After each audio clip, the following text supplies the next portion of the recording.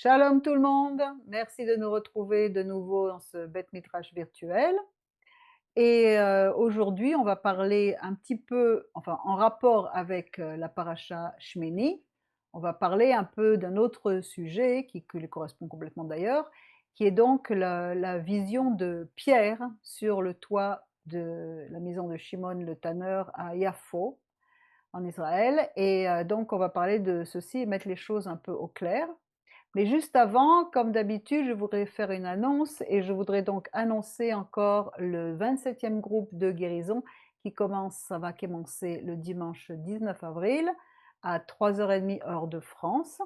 Et donc c'est déjà le 27e groupe, c'est absolument incroyable, mais ça marche vraiment bien, ça fait du bien à tout le monde, ça résout beaucoup de problèmes et c'est vraiment la solution pour travailler sur soi dans cette fin des temps. Alors vous pouvez encore vous inscrire, il en reste encore quelques places.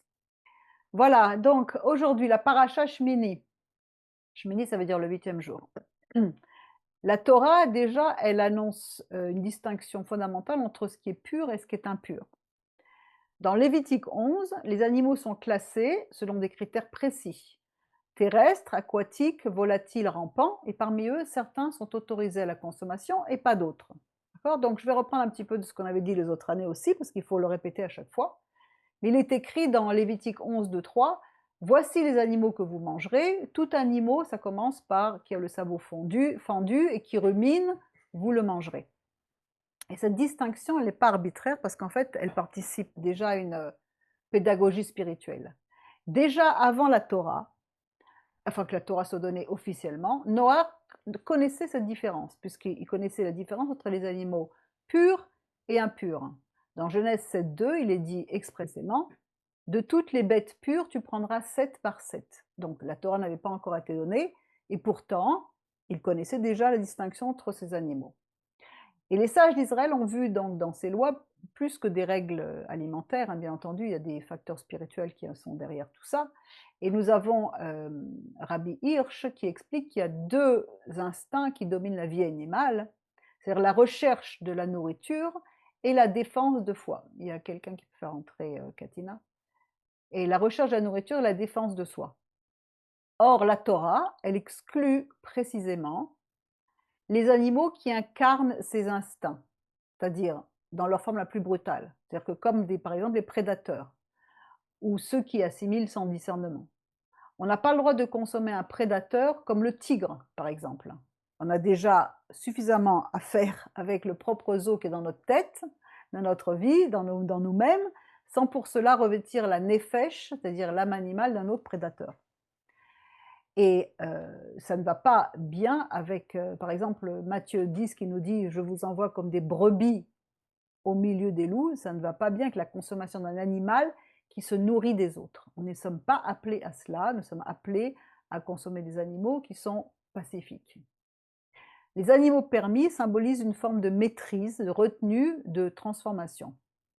Ainsi, l'animal qui rumine, il représente la capacité de revenir sur ce qui a été reçu, de transformer intérieurement. Le sabot fendu, ça symbolise le discernement, la capacité de séparer entre le bien et le mal.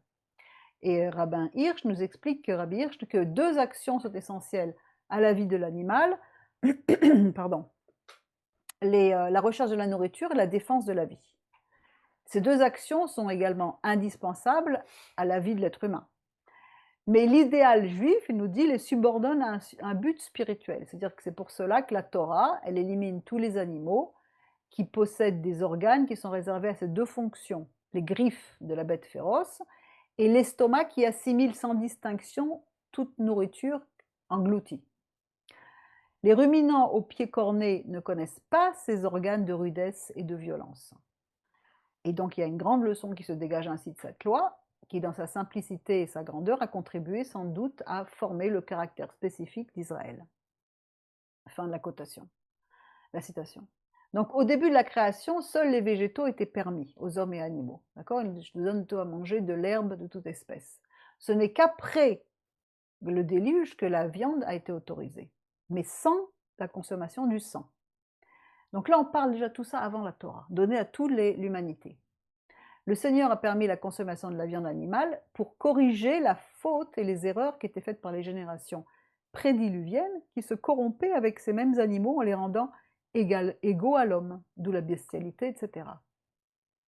Les poissons qui sont pourvus d'écailles et de nageoires vivent, eux, dans des eaux claires, dans les couches d'eau supérieures des océans et des fleuves, donc ils reçoivent une chaleur qui émane de l'atmosphère terrestre, ça c'est Narmani qui nous dit ça, tandis que les poissons sans nageoires ni écailles vivent dans les eaux troubles des couches profondes, leur sang est froid et la consommation de leur chair est malsaine.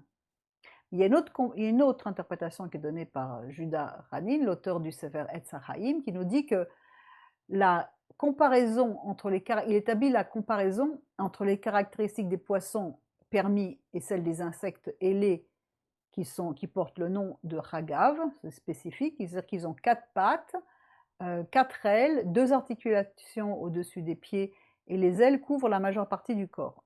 Les nageoires correspondraient aux articulations des insectes qui leur permettent de se déplacer. Les écailles des poissons correspondent chez les insectes aux ailes qui couvrent la majeure partie du corps. Elles servent toutes deux à revêtir le corps, donc elles l'habillent. Et une des premières prises de conscience d'Adam et de Rava après leur désobéissance, c'était leur nudité. Leur premier réflexe fut de se vêtir, c'est-à-dire que la convoitise était rentrée dans le monde et le vêtement, justement, allait servir de parade. Et le serpent, il est qualifié de rusé, arum. Or, ce mot veut également dire nu. Donc, en fait, le serpent, il symbolise la ruse, la nudité perverse, celle qui dénude pour toutes les convoitises et passions charnelles, c'est ce qui se passe aujourd'hui dans le monde, etc. Donc le serpent a été privé de ses pattes comme punition, destiné à manger la poussière du sol, et la nudité et le rampement, ça représente les deux caractéristiques de l'impureté en opposition aux écailles et aux nageoires, qui sont, elles, le symbole de la décence et de se couvrir, la tzniut. Et la Torah, elle enseigne ici qu'à travers la nature, une orientation vers la clarté, la distinction et la maîtrise. Pour les oiseaux sont impurs ceux qui dévorent leur proie avant qu'elle ne meure, et ceux qui ne possèdent pas de doigts au dos du pied, ni de jabot et d'estomac, dont la membrane intérieure se détache facilement. Il faut savoir comment la détacher.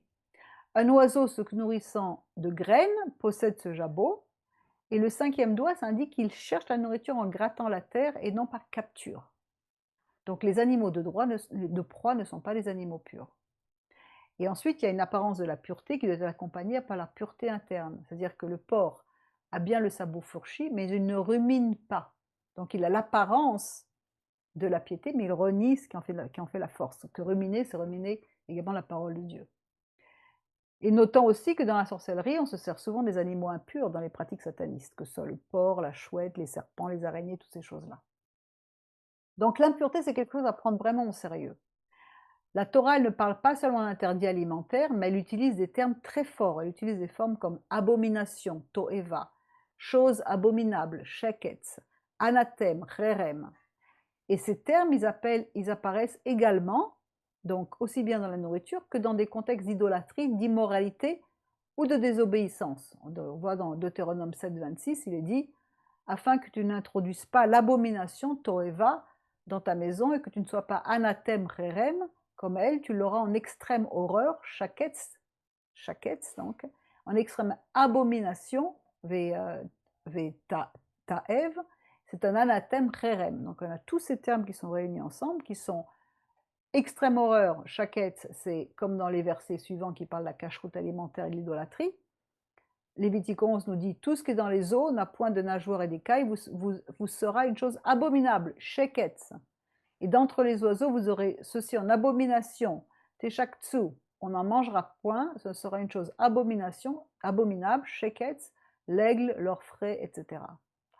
Lévitique 11, 42, tout ce qui marche sur le ventre, de tout ce qui marche sur 4 pieds, de tout ce qui a beaucoup de pieds parmi tous les reptiles qui rampent sur la terre, vous n'en mangerez pas, car c'est une chose abominable, sheketz. Et dans 2 Rois 23, on voit que Josias extermina aussi les évoquateurs d'esprit, les diseurs de bonne aventure, les téraphim, les idoles et toutes les abominations chez Kutsim. Donc on a les mêmes mots qui sont intermélangés entre tout ça. Ça veut dire que l'impureté, elle n'est pas seulement physique, mais elle est également spirituelle. Et elle a des conséquences. Elle peut affecter non seulement l'individu, mais elle peut également affecter une communauté. Et elle empêche surtout la présence divine de se manifester pleinement. C'est pourquoi la Torah appelle à la sainteté et nous dit dans Lévitique 11:45, « Vous serez saints car je suis saint ». Qu'est-ce que c'est qu'être saint? C'est être mis à part. C'est-à-dire que quand on applique les mitzvot de la Torah, qui est la parole d'Hachem, hein, parole donnée au mont Sinaï, nous sommes différents et donc mis à part du monde. D'accord? Nous sommes mis à part, nous ne sommes pas comme le reste du monde. Dans Jacques 4, il nous dit « Adultères que vous êtes, ne savez-vous pas que l'amour du monde est inimitié contre Dieu?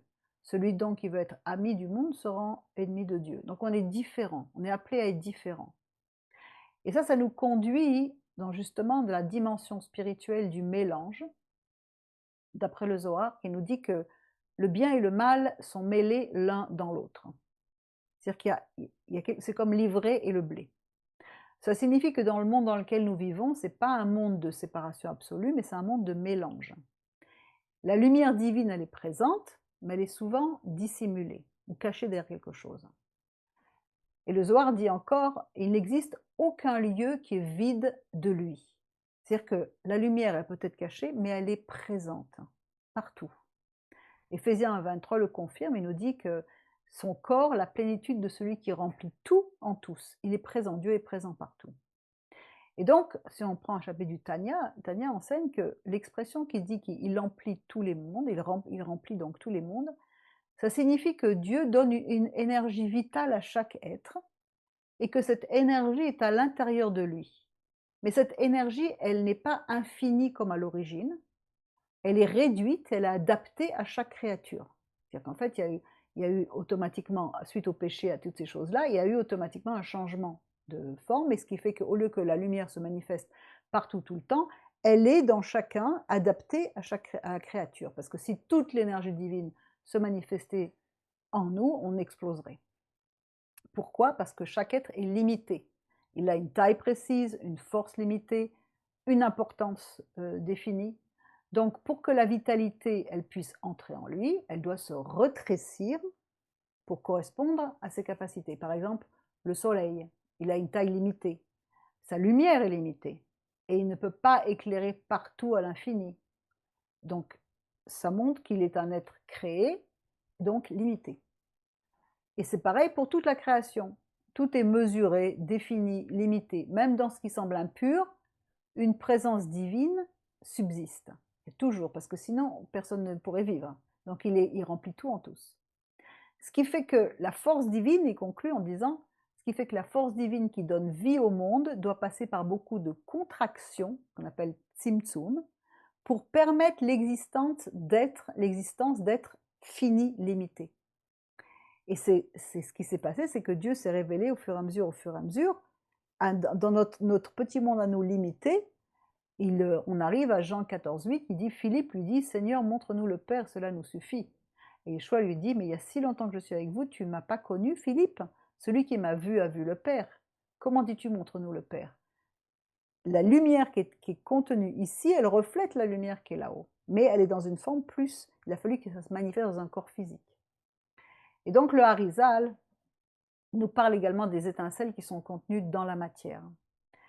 Et donc Isaac Luria, Ria Kadosh, qui dit que selon lui, suite à la brisure des vases, donc je ne vais pas rentrer dans tout cela, hein, c'est pour ceux qui font le cours de Kabbale, des étincelles divines sont tombées dans la réalité matérielle et elles se trouvent enfermées dans des structures qu'on appelle des clipotes, c'est-à-dire des écorces. Ces clipotes, ces écorces ne sont pas simplement du mal, c'est surtout qu'elles sont des enveloppes qui cachent la lumière. Comme on a dit au début, un monde de mélange. Et notre travail à nous, c'est de révéler ces étincelles. Ils sont cachés par une écorce, comme le diamant à sa gaine. C'est alors que la nourriture devient un lieu central de cette dynamique. Parce que manger, c'est une fonction vitale et essentielle chez l'homme. C'est la première chose que nous faisons en venant au monde, et c'est le premier péché qui a été commis dans ce domaine, de manger. Ils ont mangé de l'arbre défendu. Et pourquoi? Tout ça, pourquoi? Parce qu'en fait, lorsque on mange, on ne fait pas qu'absorber de la matière, on rentre en contact avec les étincelles de la divinité réparties partout.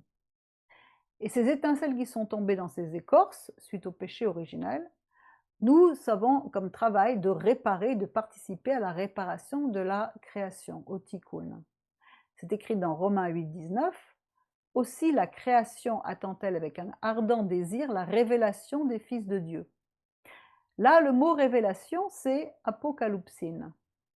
Et c'est le même mot qui est utilisé dans Apocalypse, c'est la même chose. Et selon un enseignement donné par Ephraim Palvanov, dans un enseignement qu'il donne sur l'Iran, merci Philippe pour la référence, il fait référence au livre d'Apocalypse qui signifierait clipa en grec, c'est-à-dire écorce. C'est-à-dire qu'en fait, le livre d'Apocalypse, c'est le dévoilement de la clipa qui couvre la révélation. C'est pour ça qu'en anglais, il ne s'appelle pas Apocalypse, il s'appelle Révélation. En fait, c'est notre travail, révéler ce qui se cache sous la clipa, et c'est le but des jugements d'Apocalypse qui vont nettoyer les clipotes, justement. Les tribulations sont faites pour révéler le diamant qui se cache dessous ces clipotes. Si on le mange selon la Torah et avec conscience, on peut libérer justement ces étincelles et les élever. Et ce processus s'appelle Birur Anitzotzot, c'est-à-dire de révéler les étincelles. Et le Talmud exprime cette idée en disant « L'homme ne doit rien goûter avant d'avoir béni » dans Brachot 35a. La bénédiction, elle transforme l'acte de manger en acte spirituel.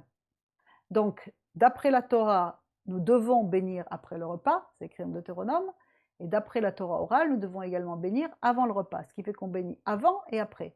Yeshua nous montrait l'exemple en bénissant avant, et il respectait bien entendu la Torah en bénissant après. Mais tous les aliments ne sont pas au même niveau. Les aliments permis appartiennent à un domaine où les étincelles peuvent être élevées, récupérées. Les aliments interdits, en revanche, relèvent de niveaux où la lumière est enfermée de manière accessible. Pour le moment, pour nous, du moins. Ce ne sera pas toujours comme ça. Le mal et le bien sont encore distincts. D'ailleurs, on voit bien qu'aujourd'hui, Mashiach, c'est valeur numérique 358, Nahash, le serpent, c'est valeur numérique 358. À la fin, les deux, le Nahash va devenir bon. C'est-à-dire tout va redevenir dans le 1. Mais pour l'instant, il y a des domaines qui nous sont encore à nous accessibles. Le Nahash est encore là. Donc en fait, l'interdit ne signifie pas une absence de Dieu dans ces aliments, mais nos propres limites qui ne sont pas capables d'accéder à la lumière qui est cachée dans ces aliments-là. Donc Dieu ne nous permet pas. Nous ne sommes pas encore capables de transformer le mal en bien, Nachash et Mashiach, le serpent et le Messie, ce qui fait que ça provoque une tension essentielle entre la séparation et l'unité. Donc la réalité est double. Extérieurement, il y a des distinctions réelles, mais intérieurement, tout est relié à une même source, puisqu'il remplit tout en tous, donc même dans les aliments interdits, il y a la présence de Dieu. Mais pour nous, à nous, c'est pas encore le moment. Pourquoi? Parce qu'on n'est pas encore capable de séparer le bien du mal, du moins de transformer le mal en bien. Donc la réalité est double, extérieurement il y a bien des distinctions réelles, mais intérieurement tout est relié à une source. Donc maintenant, après cette introduction, qu'est-ce qu'on peut dire qui s'est passé avec Pierre à Jaffa? Qu'était-il question de révéler et de dévoiler derrière les clipotes? Alors on va lire le passage. Acte 10, il eut faim et il voulut manger. Pendant qu'on lui préparait à manger, il tomba en extase. Il vit le ciel ouvert et un objet semblable à une grande nappe attachée par les 4 coins qui descendait et s'abaissait vers la terre, et où se trouvaient tous les quadrupèdes et les reptiles de la terre et les oiseaux du ciel. Alors une voix lui dit « Lève-toi, Pierre, tue et mange ». Donc dans le chapitre 10, on voit que Pierre a une vision dans laquelle différentes sortes d'animaux descendent du ciel, et il entend une voix qui lui dit « Lève-toi, tue et mange », pas une seule fois, mais 3 fois. Cependant, il refuse. Que dit le texte? « En aucun cas, Seigneur, car je n'ai jamais mangé quoi que ce soit de commun ou d'impur. » Cela se produisit 3 fois et l'objet fut aussitôt emporté au ciel. Donc, réfléchissons 2 minutes. Face à Dieu, Pierre dit non. Il dit non à El Shaddai. Il était clairement pas disposé à manger quoi que ce soit d'impur. Et le point suivant est crucial, parce qu'en fait, Pierre était intérieurement perplexe. Il dit, mais c'est quoi cette histoire? Pour la seconde fois, la voix se fit entendre à lui, ce que Dieu a déclaré pur, ne le regarde pas comme souillé. Alors il dit, mais comment ça alors? La parole de Dieu, la Torah, c'est plus la Torah, c'est Dieu qui me parle. Mais comment? Moi, je suis juif. Donc après, qu'est-ce qui se passe? Il est confus, il est déconcerté, en se demandant qu'est-ce qui se passe. Acte 10, 17 nous dit, alors tandis que Pierre était intérieurement perplexe, en grec c'est le mot douter, il doutait, quant à ce que pouvait signifier la vision qu'il avait eue, dans une confusion. Et donc la parole de Dieu affirme qu'il ne connaissait pas la signification de la vision. D'accord? On est bien d'accord, il refuse à Dieu. Il dit non, il dit qu'il n'a jamais mangé quelque chose d'impur. Il se conforme à ce que dit la parole de Dieu, à la Torah. Et pourtant, l'Église a interprété sans lire le reste du discours, parce que c'est facile. Le système chrétien dominant d'aujourd'hui enseigne que la signification de la vision de Pierre concerne la nourriture, et que tous les animaux de toute espèce sont désormais purs et peuvent être mangés. Et ça, on l'a entendu d'une guide qui guidait à Yafo et qui déclarait « C'est ainsi que les chrétiens ont mis fin à la cacheroute, aux lois alimentaires. C'est une hérésie. » Pierre a manifestement du mal à accepter un changement apparent dans les lois alimentaires. Ça doit faire environ peut-être une dizaine d'années qu'après la résurrection, et il continue à se comporter comme un juif qui garde les mitzvot, il mange cachère. Acte 10, 14, mais Pierre dit « Non point Seigneur, car je n'ai jamais rien mangé qui soit impur ou immonde ». Il reprend les mêmes termes dans le grec et dans l'hébreu que ce qu'on a lu un peu plus dans Lévitique, sheket, tamé. Alors, justement, est-ce que nous, on ne devrait pas nous-mêmes déjà lire la suite du chapitre avant de nous arrêter au verset 13 et de déclarer que tous les aliments sont désormais purs? À ce stade du discours, Pierre ne sait toujours pas ce que signifie la vision. Mais la clé de la vision, bien sûr, ne se trouve pas dans la nourriture. Lisons la suite. Acte 19, comme Pierre était à réfléchir sur la vision, il se dit, c'est pas possible. Dieu ne me demande pas de transgresser sa parole, mais il veut me donner un message. Qu'est-ce qu'il veut me donner comme message? Voici, toc, toc, toc, l'esprit, le roi Kodesh qui lui dit, 3 hommes te demandent. Lève-toi, descends et pars avec eux sans hésiter, car c'est moi qui les ai envoyés. Pierre donc descendit, dit à ces hommes, voici, je suis celui que vous cherchez, quel est le motif qui vous amène? Ils répondirent, Corneille, le centenier, homme juste et craignant Dieu et de qui toute la nation des Juifs rend un bon témoignage parce qu'il faisait des aumônes au Dieu d'Israël, a été divinement averti par un saint ange de te faire venir dans sa maison et d'entendre tes paroles. Alors qui était Corneille? C'était un Romain, une nation profondément païenne, qui d'ailleurs, on a retrouvé, il se délectait des oreilles de porc confites, et il mangeait les tétines de truie, enfin des tas de choses. Les occupants, c'était également les occupants de la Terre Sainte. Ils étaient là vraiment en conquérant, ils étaient en Israël. Et la 10e légion romaine, par exemple, arpentait les rues de Jérusalem, la cité du grand roi, avec leur emblème qui était un sanglier, le porc. Et donc, on appelle d'ailleurs Ésaü homme, on lui dit qu'il a l'apparence de la piété, car il a les sabots fondus, mais qu'il renie la force, c'est-à-dire qu'il ne rumine pas la Torah, elle n'est pas en lui. Mais on voit que Corneille, ce païen issu du peuple païen conquérant d'Israël et qui a détruit le temple, rentre à la bergerie. Il fait des aumônes au Dieu d'Israël. Et il vient, et donc Pierre reçoit une vision phénoménale pour lui faire abattre des barrières qu'il avait concernant certains membres des nations. Et donc, qu'est-ce qu'il se passe? Il comprend la vision, il associe maintenant la nourriture impure aux gentils, aux païens. Et acte 10, il leur dit, vous savez, vous, que c'est une chose illicite, d'après la loi orale, pour un juif que de se lier avec un étranger, même la loi écrite, ou d'aller avec lui. Mais Dieu a montré à moi à n'appeler aucun homme impur ou immonde, sheketz. C'est pourquoi aussi, lorsque vous m'avez envoyé chercher, je suis venu sans faire de difficulté. Je vous demande donc pour quel sujet vous m'avez fait venir. Donc, il a une vision choquante pour comprendre qu'il y a quelque chose à comprendre. Il faut comprendre. Afin de préserver le contact avec toute nourriture rituellement impure, la tradition orale avait instauré des règles pour les juifs, des barrières. Il était interdit à un juif de manger avec un païen et de manger de la nourriture, même cachère, préparée par un païen.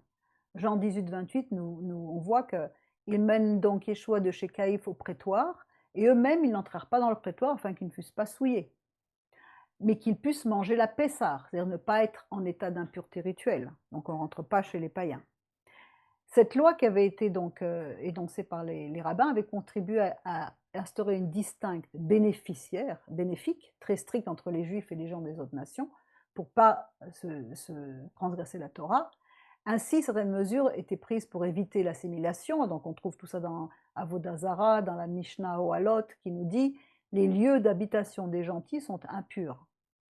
Et donc, on le voit par exemple dans Acte 11, 2, 3, plus tard, quand Pierre fut monté à Jérusalem, ceux de la circoncision disputaient avec lui en disant « Tu es entré chez les hommes incirconcis, tu as mangé avec eux ».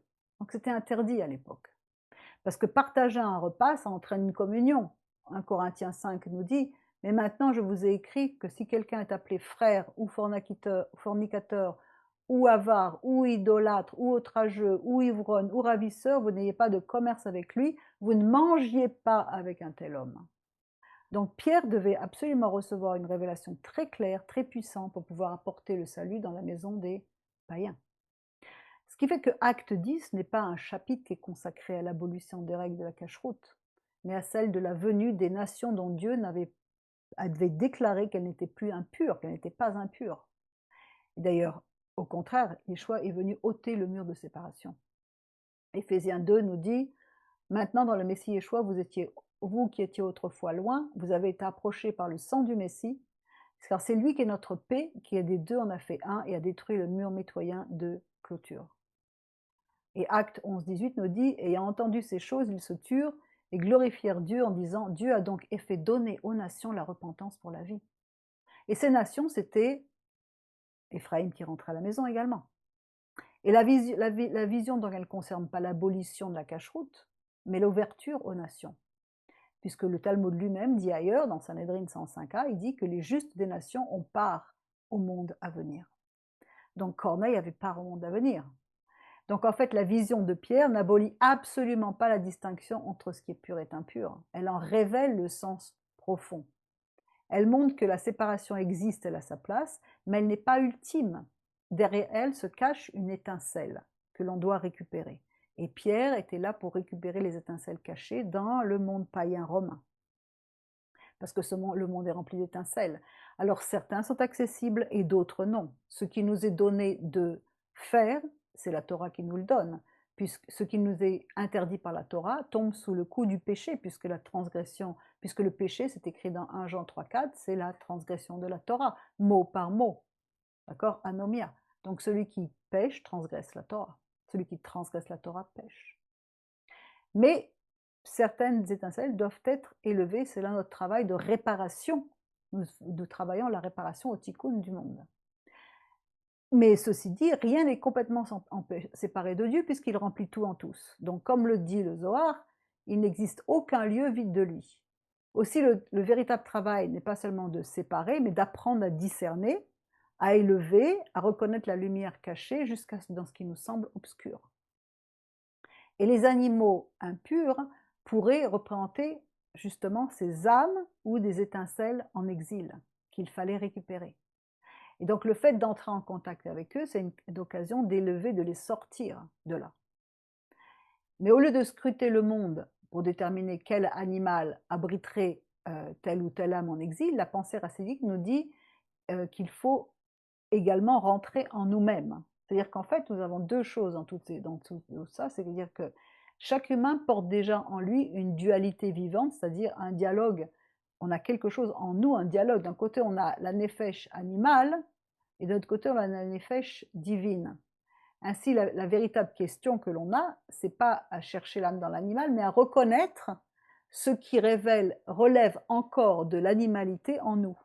Donc il y a plusieurs choses dans cette vision de Pierre. Ce qu'il nous montre là, c'est qu'il y a des étincelles à racheter également dans nous. Pourquoi? Qu'est-ce que c'est que l'âme animale?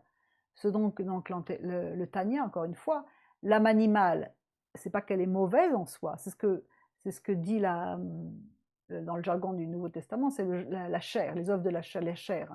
Elle n'est pas démoniaque ou condamnable, elle est simplement centrée sur elle-même, dans le désir de recevoir pour soi. elle est tournée vers la survie de soi, elle est avide de sensations, de réponses immédiates, de toutes ces choses-là. Elle veut le confort, la nourriture, les plaisirs, la reconnaissance, le contrôle. Elle se manifeste dans la faim qui nous presse, la colère qui surgit d'un seul coup, le désir qui embrase, ou bien la paresse qui nous alourdit, etc. Et si elle est dite animale, c'est parce qu'elle agit selon l'instinct, sans la conscience d'une lumière au-dessus. Donc la Torah vient pour lui donner la possibilité de s'élever, donc de se racheter. Donc au lieu de dire une âme humaine, elle est prisonnière dans un animal quelque part, elle va dire plutôt des fragments de notre propre être demeurent encore à un niveau animal et aspirent à être affinés. Donc ce qui fait que quand on va s'occuper de tout cet aspect-là, manger va devenir un acte spirituel. Lorsqu'on mange, on a deux voies qui s'ouvrent devant nous. C'est où on mange uniquement pour le plaisir, et donc on reste dans le registre de l'instinct du plaisir immédiat, ou alors on mange avec conscience, avec gratitude, avec intention, avec kavana, et là on élève les étincelles. Donc que ce soit aussi bien pour la paracha Shmini que la vision de Pierre, c'est la même chose, il y a des étincelles à relever. Donc on élève non seulement l'étincelle qui est dans la nourriture, mais également la part animale qui est en nous. Et donc, à ce moment-là, le combat que l'on a entre nous, entre l'âme animale et l'âme divine, se calme, et c'est l'âme divine qui va prendre le dessus. Parce que l'âme animale va dire, qu'est-ce que je peux avoir maintenant tout de suite pour moi? Alors que l'âme divine va dire, qu'est-ce que c'est qui est juste, vrai, élevé? Donc il ne s'agit pas d'anéantir l'animal en soi, ni de le réprimer avec dureté, hein, mais il faut le transformer, comme transformer le mal en bien. Ça, c'est à notre portée. Donc là, il ne s'agit plus à ce moment-là d'âmes errantes qui sont enfermées dans des corps d'animaux lointains, hein, comme ça peut être enseigné dans les histoires de Gilgulim, mais il s'agit également des parties de notre âme qui doivent être rachetées. Et à chaque fois que l'on agit sous le coup de l'impulsion, de l'égoïsme, de l'inconscience, on marche avec l'âme animale. Mais à chaque fois qu'on agit avec présence, avec sens, avec aliment intérieur, à ce moment-là, on élève cette même animalité vers le divin. C'est pour ça qu'en ce moment, on est en train de faire le conte du Homère, qui nous permet justement de travailler sur toutes les midotes, les traits de caractère, pour élever notre niveau. Et si maintenant, on retourne à la vision avec tout ce que je viens de dire, si on met tout ça ensemble, on comprend que même le Gilgul qui est enseigné, qui est dit, et que beaucoup de gens se choquent, ne comprennent pas ce qui se passe, hein, le Gilgul dans des animaux, ça évoque des étincelles prisonnières qui sont dans des formes inférieures. Et la vision de Pierre, elle met en scène une rencontre avec ce qui est perçu comme impur. Là, entre autres, les Romains. Et en fait, on se concentre ici sur les significations cachées, c'est-à-dire les énergies qui sont spirituelles, mais en fait, ce n'est pas forcément qu'un message alimentaire, bien entendu. On passe à un degré beaucoup plus profond où là, il est question d'élever toutes ces âmes, de les ramener dans ce qu'on appelle Israël. Donc, c'est pour ça que quand on voit que Corneille faisait des offrandes, il faisait donc des dons, la tzedaka, on dit que la tzedaka sauve de la mort. C'est-à-dire qu'en fait, en faisant ça, il rachète son âme. Donc Pierre arrive, poussé par Dieu, et hop, il rachète cette âme. Et donc en Kabbale, on a dit qu'il existe un concept qui s'appelle birour, c'est-à-dire le tri ou le raffinage des étincelles de sainteté qui sont cachées dans le monde matériel. Et donc, selon toute cette doctrine, la lumière divine infinie, elle s'est investie dans des réceptacles qui sont destinés à les contenir. Mais ces réceptacles, au départ, n'ont pas pu supporter l'intensité de la lumière, se sont brisés, c'est pour un autre cours. Et à la suite de ces brisures, des fragments sont tombés dans les niveaux inférieurs, comme on a dit expliqué, et ça s'appelle des ditsotsot, des étincelles. Mais ces étincelles, de nouveau, ne sont pas perdues. Elles se trouvent désormais enfermées dans des clipotes, des écorces, et on doit les libérer de là. Et donc, encore une fois, ces clipotes, elles sont là pour cacher la lumière, comme on a vu tout à l'heure avec Apocalypse, qui est une clipa qui va révéler ce qu'il y a à l'intérieur, une lumière. Comme le Zohar a dit, le bien et le mal sont mélangés les uns dans les autres. Donc, même dans ce qui paraît le plus éloigné du divin, il y a toujours une étincelle qui est là. Et donc, encore une fois, c'est pour ça que la nourriture prend un sens particulier, parce qu'elle représente le point de rencontre entre le matériel, le monde d'ici là et le monde à bas, le monde spirituel. Ce que nous mangeons ne reste pas extérieur à nous, ça devient une énergie, une vitalité, et d'une certaine manière, ça participe même à nos pensées, à nos actions. Donc en fait, manger, c'est pas seulement nourrir le corps, mais c'est également intégrer une partie du divin en nous. Et donc le Harizal enseigne que lorsque l'homme mange selon les lois de la Torah, il y a un processus invisible mais réel qui s'opère. Il commence par une séparation, c'est-à-dire que le corps extrait de l'aliment ce qui peut être assimilé, mais au-delà de cette digestion, il y a une transformation spirituelle qui se passe. Par la bénédiction qui est prononcée avant de manger, par la conscience de l'acte accompli, et par l'usage de cette énergie qui est dans cette nourriture, les étincelles qui sont contenues sont libérées de leur enveloppe. Elles sont alors élevées pour retourner à la source divine. Et donc ce processus s'appelle Birur Hanitzotzot, le tri ou le rachat des étincelles. Et c'est ce que Pierre fait avec les nations, les étincelles des âmes qui devaient être rachetées par le Mashiach pour revenir à l'unité. Et donc, nous, qu'est-ce qu'on fait? En fait, on transforme le monde, on note les clipas pour que se dévoilent les fils de Dieu. La création tout entière soupire après la révélation des fils de Dieu. Donc ces animaux impurs pourraient représenter des royaumes spirituels inférieurs, ou alors on pourrait dire sont des étincelles divines qui sont piégées dans l'impureté. Et l'ordre de les manger, c'est-à-dire les transformer, les élever, donc ça veut dire, si on reprend la vision de Pierre, je mélange la paracha Shmini avec la vision de Pierre, qui est complètement en rapport, puisqu'il est question des animaux impurs, c'est que c'est la capacité à élever même les aspects les plus bas de la réalité vers la sainteté. Donc le porc, qui représente l'animal par excellence qu'on ne consomme pas, qui représente donc Rome dans ce cas-là, est élevé à la sainteté. Donc en fait, ça nous fait briser des frontières entre le sacré et le profane, etc. Et c'est surtout aller récupérer les étincelles perdues, les élever à nouveau. Les nations, Éphraïm, qui a été perdu dans la mer des nations, dans le monde impur d'Ésaü, et c'est la réunion de Juda et d'Éphraïm dans le corps du Mashiach. On montre à Pierre que l'unité divine, elle existe même là où la séparation semblait absolue. Donc, au lieu de se focaliser sur dire physiquement où se trouvent toutes les tribus perdues, on peut dire où se trouvent toutes les étincelles perdues. Et cette dispersion qu'il y a eu partout, c'est en fait toutes ces étincelles qui sont dispersées, ces âmes d'Éphraïm qui sont parties à travers l'humanité, et donc on est là à aller chercher. Et l'œuvre du Messie, c'est ça. Il est dressé comme un étendard pour ramener les dispersés, pas les dispersés d'Éphraïm et les exilés de Juda. Donc les tribus perdues aussi, ce qui est en train de faire Pierre, parce que certainement que Corneille devait être une étincelle qui a fait plusieurs tours pour arriver en Israël. Il aurait pu rester centenier à Rome. Non, il est venu jusqu'en Israël, où d'un seul coup il redécouvre le Dieu d'Israël, et il est ramené à la foi, et même un ange lui parle. Donc en fait ce qui se passe, c'est que c'est un tikkun. Ce qui se passe avec Pierre, c'est que c'est en train de nous montrer qu'est-ce que c'est que le tikkun du rachat de toutes les âmes. Et donc, tout ce qui descend du ciel, c'est-à-dire que cette drap qui descend et tout, ça pourrait aussi représenter la shefa, l'abondance de Dieu, une énergie qui descend en bas, qui doit être transformée. Et le toit, il est sur le toit, comme si le toit était un mur de séparation. Donc en fait, c'est aboli. Il est sur le toit, il est plus dans ce mur de séparation. Et donc c'est un monde de révélation qui va relier tous les deux mondes et relier toutes les nations qui contiennent des étincelles divines.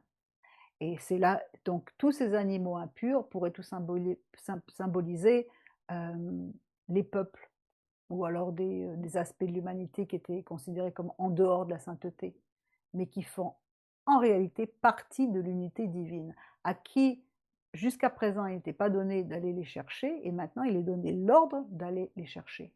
Entendre tout ce que le Seigneur a ordonné. Alors Pierre, ouvrant la bouche, dit « En vérité, je reconnais que Dieu ne fait point exception de personne, mais qu'en toute nation, celui qui le craint et qui pratique la justice lui est agréable. » Donc c'est une révélation mystique qu'il a, selon laquelle l'unité divine, la sainteté, s'étend même à des domaines qui auparavant étaient considérés comme impurs. Et donc maintenant, il est temps de racheter, et c'est avec l'œuvre du Mashiach. C'est pour ça que le Messie a été envoyé pour amener son troupeau, et entre autres les brebis perdues de la maison d'Israël. Sa fonction est claire dans les prophètes, on le lit dans Ésaïe 11. En ce temps-là, le Seigneur redoublera de puissance pour racheter le reste de son peuple qui subsiste depuis l'Assyrie, c'est les 10 tribus perdues, depuis l'Égypte, Patros, l'Inde, Élam, l'Inde, depuis Élam, donc c'est-à-dire la Perse, Babylone, Ramat, depuis les îles de la mer, partout il y a des étincelles partout d'Éphraïm qui se sont répandues. Il dressera un signe, un miracle pour les nations, il rassemblera les dispersés d'Israël et il ramènera les exilés de Juda des 4 coins de la terre. Et donc à ce moment-là, la jalousie de la maison d'Éphraïm disparaîtra. C'était la première séparation entre Jéroboam et Roboam, et ceux qui oppriment la maison de Juda seront détruits. Et la deuxième fois, la maison d'Éphraïm ne sera plus jalouse de la maison de Juda. C'est en ce moment où, même si beaucoup de chrétiens ou de messianiques reviennent à la Torah, ils veulent tout de même pas des rabbins, ni de la loi orale, ni de tout ça. Et donc, automatiquement, la porte de l'Alia leur est encore fermée. Mais là, après, la maison de Juda n'opprimera plus la maison d'Éphraïm, pourront faire l'Alia. Donc, j'espère que vous avez bien compris qu'il n'est pas question de nourriture dans la vision de Pierre, mais de la venue des nations et du retour d'Éphraïm à la bergerie. Et donc, je veux terminer avec un autre passage, parce qu'il y a plein de questions. Oui, mais là, c'est écrit, on va en faire un, d'accord? On le traite au fur et à mesure. Romains 14, qui nous dit « Je sais, je suis persuadé dans le Seigneur Yeshua que rien n'est souillé par soi-même, sauf qu'à celui qui croit qu'une chose est souillée, elle lui est souillée. » Le mot qui est employé ici, c'est le mot « koinos », qui signifie « commun ». C'est pas le même mot qui est utilisé pour impur, comme akatartos dans 1 Corinthiens 7,14 par exemple, car le mari incrédule est sanctifié par la femme incrédule est sanctifiée par le frère, son mari, puisqu'autrement vos enfants seraient impurs. C'est pas le même mot, là c'est akartatos, alors que là-haut c'est koinos. Celui-ci est utilisé dans la version, le deuxième mot est utilisé dans la version grecque du Tanakh qui dit, pour traduire le mot impur, tamé, qu'on a étudié plus haut, dans les animaux, ceux-ci vous seront impurs pour tous les reptiles, quiconque les touchera mort sera impur. Donc le mot akartakos est utilisé comme impur, mais pas koinos. Ce mot de koinos, souillé, est utilisé entre autres dans le cas d'une viande cachère, parce qu'il n'était pas question autrement, on voit avec Pierre, mais préparée par des gentils, ou soupçonnée d'avoir été offerte à des idoles. Elle était déclarée souillée par la tradition orale. Et c'est sur ce point que le débat est ouvert. Pouvait-il ou pas consommer de la viande préparée par des gentils, notamment s'ils venaient au salut? Ils n'étaient pas considérés encore comme des juifs, mais ils venaient, ils rentraient à la maison. Mais ils étaient, normalement, jusqu'à aujourd'hui, dans les règles du judaïsme, on ne mange pas de la nourriture préparée par quelqu'un de non-juif. Comme on ne boit pas un vin qui n'est pas d'Israël, ou du lait qui n'est pas de la Vierge d'Israël, etc. Il y a plein de règles encore. Mais Shaoul interdit de faire de cette liberté une occasion de chute pour les plus faibles. Donc il n'est pas question, encore une fois, de cacheroute. On ne remet pas en question ce que la Torah a dit, mais des traditions humaines dans le but de protéger. C'est toujours des barrières pour protéger.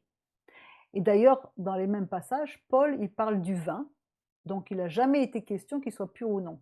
Mais par contre, déclaré également souillé par la tradition orale si c'est préparé par des goïms. Romains 14, il est bon de ne pas manger de viande, de ne pas boire de vin et de ne faire autre chose dans laquelle ton frère bronche ou est scandalisé ou est faible. Donc on a deux choses différentes ici. Alors si Dieu s'est servi d'aliments alors que Pierre avait faim, pour créer une association, c'est que la nourriture est primordiale dans notre vie, mais qu'il y a des règles. Nous participons à la réunification du corps du Messie, nous élevons les étincelles cachées dans les clipotes, nous dévoilons l'Apocalypse, et la création tout entière soupire après la révélation des fils de Dieu.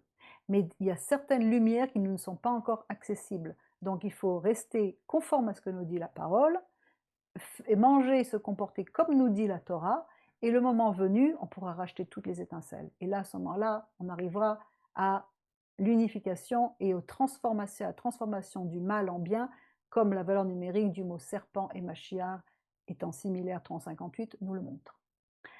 Voilà, donc amen à ça. Alors, si vous voulez travailler sur vous, je vous rappelle le groupe de guérison, 27e groupe de guérison. Veuillez nettoyer vos clipotes, parce que la création attend la révélation des fils de Dieu Merci de votre écoute. Shalom à tout le monde.